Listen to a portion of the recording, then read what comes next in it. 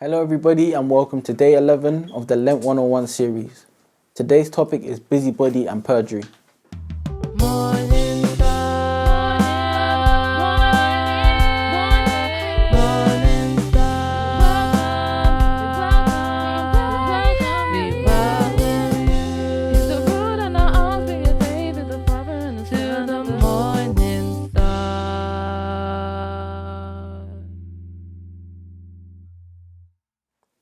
The Lord is warning us about these two things he despises: being a busybody and committing perjury.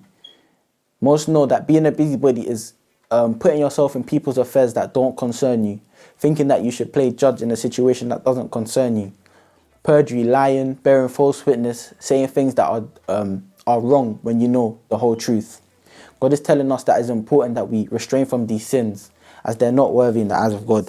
Proverbs 6 verses 16 to 19 says, "These 6 things doth the Lord hate, yea, 7 are an abomination unto him: a proud look, a lying tongue, a hand that has shed innocent blood, a heart that deviseth wicked imaginations, feet that be swift in running to mischief, a false witness that speaketh lies, and he that soweth discord amongst brethren."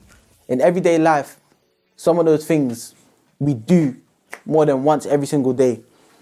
You can be at school, you can be with your friends, and 2 of them are having a dispute, and you might say, "Oh, this person said that. Oh, this person said this. Are you going to have that? Are you going to take that?" What you've just done is a sin. Even though it's not, for us, it might not feel like a sin, and it might not be such a big thing. But in this Lenten period, these are the things God is directly warning us about, and most of us do this in our everyday lives. Let us try to restrain from doing things like this when we see situations that don't concern us. The Christian thing to do is not to entice it to be more fiery, but to try to settle it down and do the right thing. As Christians, we know that if we see 2 people fighting, we should try to stop that. God says, "Love your brother and your brother and your sister." We should be our brother and our sister's keeper.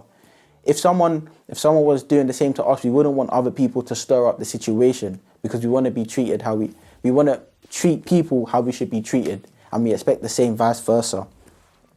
It is important that as children of God, we try our hardest to live our lives in peace, love and unity. We must refrain from temptations and lies, and from deceitful things. Exodus 20:16 says, "Thou shalt not bear false witness against his neighbor." Bearing false witness means giving false evidence in a court or a public or a private dispute or a conversation.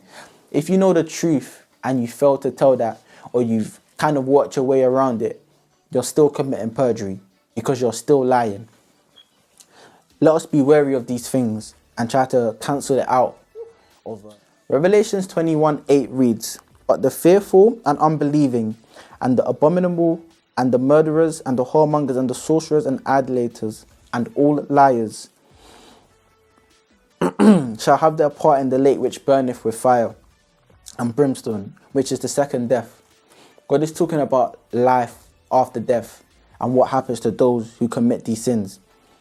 Yes, we know that all men are liars, but a devoted heart to God and someone that high in faith will be able to overcome this, and surely all of our names shall be written in the book of life. We know that the path to everlasting life is narrow and the path to eternal damnation is wide, but we should pray that God should allow us to see sins like this and avert from them. God should allow us to be wise in these situations and be the bigger person, be the Christians that we're supposed to be, and divert these situations from being more tense. Thank you for listening to the words of today, and I hope that you can reflect on this and take something from my sermon.